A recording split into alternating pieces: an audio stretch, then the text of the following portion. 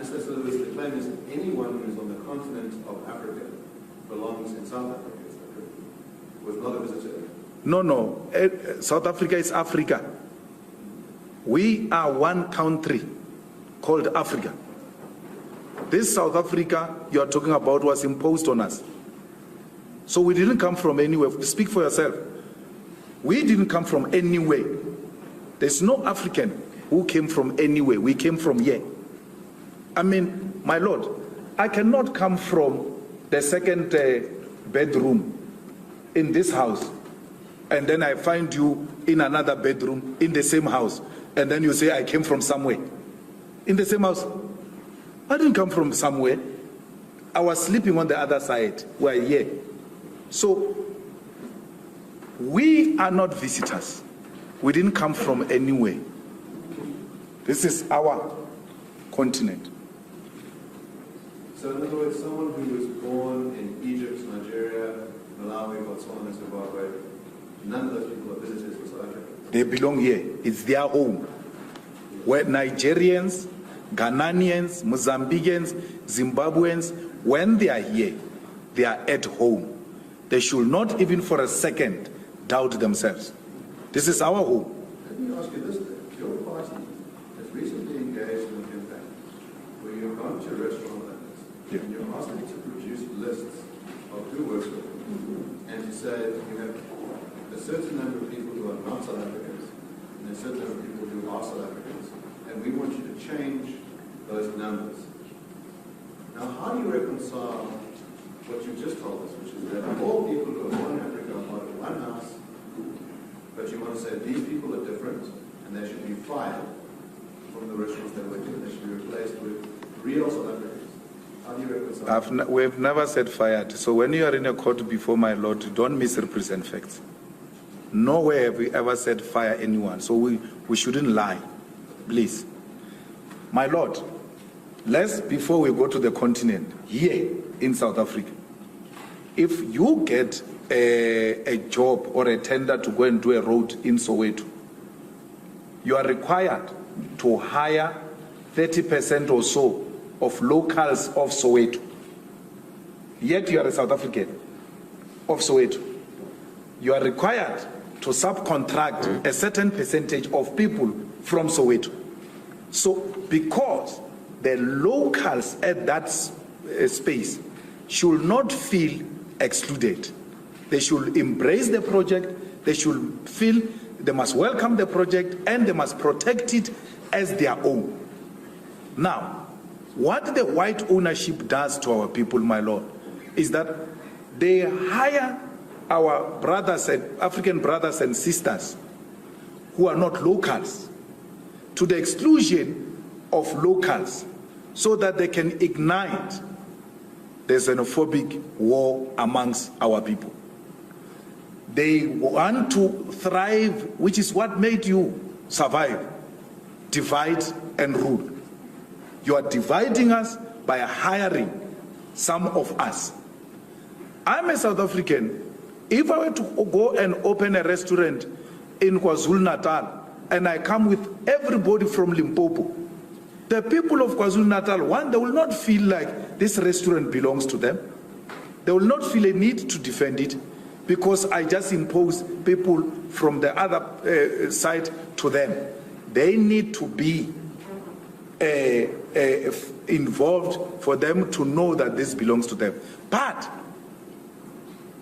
it doesn't make the Limpopo people less South African or less home because I said you must be mixed with the people from KZN since our project is in KZN. It doesn't make it lesser home because I said so. No, I am saying the unity of Africa must start from the shop floor. Zimbabwean, Mozambican, Nigerian, South Africans, come, let's work together on the same floor. Mozambican, Zimbabwean, let's go to school together. Let's grow up together and know each other so that by the time we defeat these colonial borders, we already have embraced each other and we don't start from scratch. So that's what we're doing. It's in line with what we're saying. We're saying Africa is one. and let One Africa be seen at Cream Restaurant. We're not going to allow the bosses to divide our people by excluding others. So if there is a shop, my lord, that says here we don't hire Zimbabweans, I will go there and fight with them and say, why would you say that? Why do you classify our people and want to isolate them? It will be a wrong practice.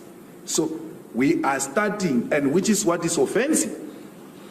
You want to exclude South Africans with African brothers and sisters so they can fight amongst themselves and they remain divided. We are saying, no, come together, work together so that the unity starts at the shop floor. You are not happy with that. Let me put to you what you actually did. Yeah. So, in other words, your party goes to Cream Restaurant and says, we've looked at your books and you employ, let's say it's 25 people who are not South African and 5 people who are South African. We think you should reverse those numbers the next time we come back in 2 weeks.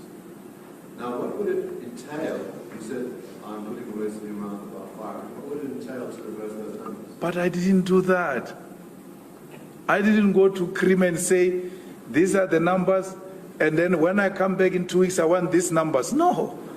I said to Cream, I want to look at the ratio of Cream and see if you guys are compliant. And you know, my lord, in all the restaurants I went, I found them compliant. I found both outside brothers and sisters from other countries and South Africans together on the shop floor. I never said that. You see, you rely on non-existing sources, because I can ask my lord here that you lead the evidence of me saying that. Read something, because you utter such words to mislead the public. But I know for a fact, my lord, he can't produce anything to back up what he's saying. And he deliberately says it so that it can spread wrongly in society. That your party did this. There's how wonderful that would be for Cuba. Now that seems to be embracing free markets. No. You can't say that is embracing free markets. Under a communist or a socialist state, there's still an opportunity to develop the productive forces.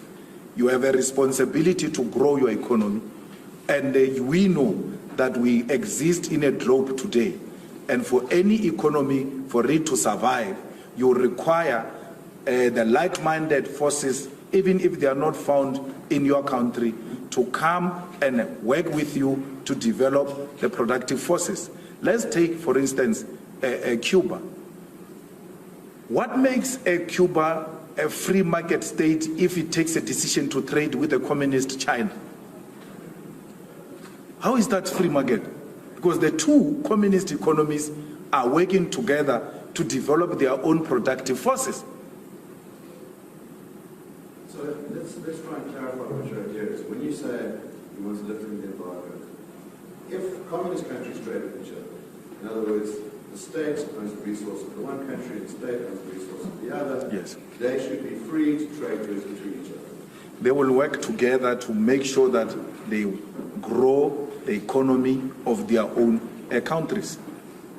Now, so in a socialist communist state, there is no preoccupation with the so-called trade, because in a capitalist society, that's what preoccupies your mouth. You're obsessed with trade, you're obsessed with profit. So in this context, we are obsessed with development of productive forces for the benefit of all. So trade encourages individualism, where individuals will have to thrive even above the state they belong to. We don't subscribe to that. We subscribe for the common good for all. Let's talk about that. So, from what I understand, the nature of communism, the nature of the manifesto is to say that the state must be the ultimate authority. Yes. And the state must be the ultimate custodian. Now, is it of just land or of other property as well? No, land. We own land.